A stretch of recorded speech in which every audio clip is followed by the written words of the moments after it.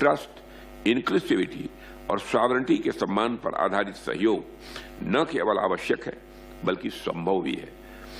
अब इसका अगला चरण इन फाउंडेशंस पर आगे बढ़ते हुए इमर्जिंग रियलिटीज के अनुरूप स्वयं को ढालना होगा।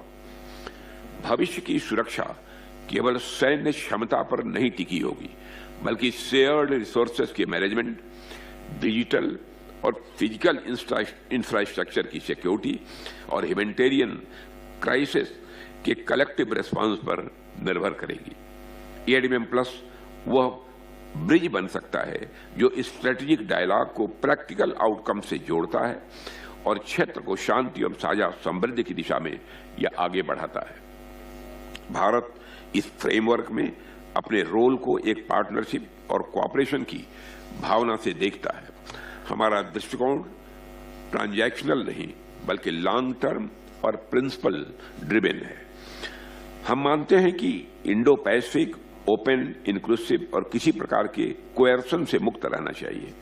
जब एडीएम प्लस अपने 16वें वर्ष में प्रवेश कर रहा है तब भारत म्यूचुअल इंटरेस्ट के सभी क्षेत्रों में सहयोग बढ़ाने, डायलॉग को बढ़ावा देने एवं पीस और स्टेबिलिटी को सशक्त रीजनल मैकेनिज्म्स के द्वारा सुनिश्चित करने के लिए तत्पर है। पिछले 15 वर्षों का अनुभव हमें कुछ बातें स्पष्ट तरीका से सिखाता है। वह ये कि इंक्लूसिव कोऑपरेशन कारगर है, रीजनल ओनरशिप लेजिटिमेसी लाता है और कलेक्टिव सिक्योरिटी सबकी इंडिविजुअल सॉवरेनिटी को मजबूत करती है।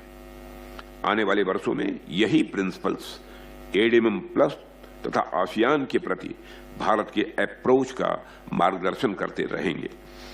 एक्सेलेंसीज, भारत इस प्रयास में mutual and holistic advancement for security and growth across region यानी महासागर की भावना के अनुरूप डायलॉग, पार्टनरशिप और प्रैक्टिकल कोऑपरेशन के माध्यम से कंस्ट्रक्टिव कंट्रीब्यूशन जारी रखने के लिए तैयार है। जब हम एडीएम प्लस की 15वीं वर्षगांठ मना रहे हैं तो आइए हम सभी मिलकर इस संकल्प को दोहराएं कि हम ASEAN led inclusive regional security architecture को सुरक्षित और सशक्त बनाए रखेंगे जिसने हमारे क्षेत्र की अद्भुत सेवा की है।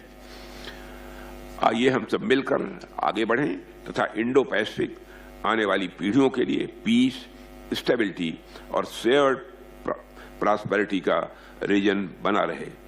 इनिशिएटिव्स एडीएम प्लस का इवोल्यूशन हमारे क्षेत्र की बदलती सुरक्षा वास्तविकताओं को दर्शाता है। अब यह मंच नए क्षेत्र जैसे cyber threats, maritime domain awareness और क्रिटिकल इंफ्रास्ट्रक्चर प्रोटेक्शन में भी सक्रिय है। इस मंच ने सिद्ध किया है कि नॉन ट्रेडिशनल सिक्योरिटी कोऑपरेशन राष्ट्रों के बीच ट्रस्ट बिल्डिंग का एक प्रभावी माध्यम हो सकता है। ह्यूमैनिटेरियन असिस्टेंस, डिजास्टर रिलीफ और मैरीटाइम सिक्योरिटी से जुड़ी गतिविधियों ने सदस्य देशों के बीच ज्वाइंट ऑपरेशंस में फैमिलियरिटी और कॉन्फिडेंस को गहराई दी है। एक्सेलेंसी, भारत ने डिजास्टर रिस्पांस और ह्यूमैनिटेरियन ऑपरेशन अपने और क्षेत्रीय अनुभवों का उपयोग करते हुए इन इनिशिएटिव्स में सक्रिय भागीदारी दिखाई है। इसके अतिरिक्त भारत ने training programmes, defence education exchanges और टेक्निकल कोऑपरेशन के माध्यम से कैपेसिटी बिल्डिंग को भी बढ़ावा दिया है। इन प्रयासों ने हमारी सेनाओं और आसियान मेंबर स्टेट्स की सेनाओं के बीच इंटरऑपरेबिलिटी और प्रोफेशनल अंडरस्टैंडिंग को काफी सशक्त किया है।